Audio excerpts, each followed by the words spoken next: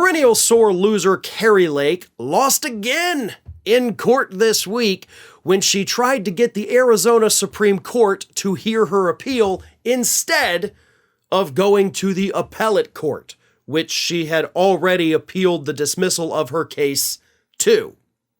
So this is a bit of a weird story, so here's what happened. As we all know, on Christmas Eve, the judge dismissed all of Carrie Lake's claims, dismissed the whole lawsuit, trying to overturn the Arizona election results because, as the judge said, you've presented no evidence.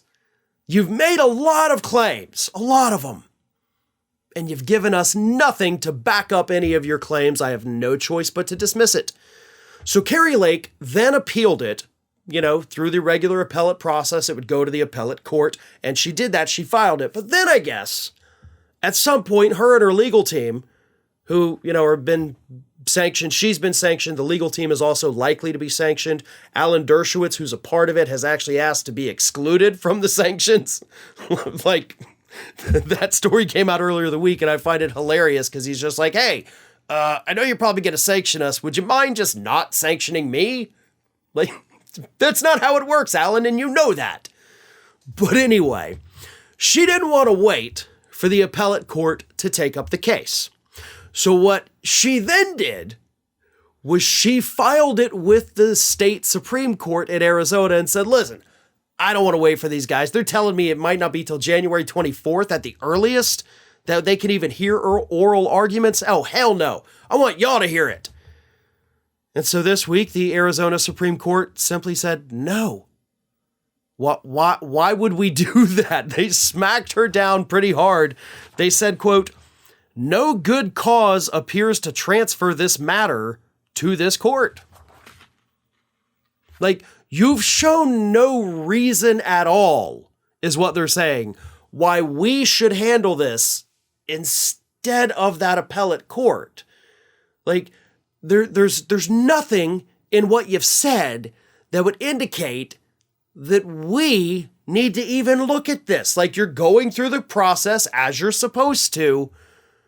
So why in the hell would we get involved? It almost seemed like these judges on the Arizona Supreme Court were confused by the fact that she would even try to place it in front of them, especially after, one, as I said, the appellate court already set a tentative date for oral arguments, and two, Katie Hobbs, the Democrat, has already been sworn in. There's no legal mechanism for Carrie Lake to become the governor now. It simply doesn't exist in Arizona law. Even if Carrie Lake is somehow successful with her appeal, which ain't gonna happen, then what? That's the big question too that nobody knows the answer to, because it's not a thing that's ever happened and there's not anything in the law books that tell you what to do.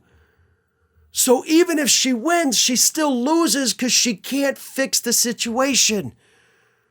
And of course, that's all hypothetical because we know she's not going to win. If you didn't have evidence to show the lower court, I'm willing to bet you're not going to have evidence to show the appellate court. And you can appeal it from there once they smack it down too, which will happen. We all know that. And Carrie Lake will continue to appeal this because she wants to remain relevant.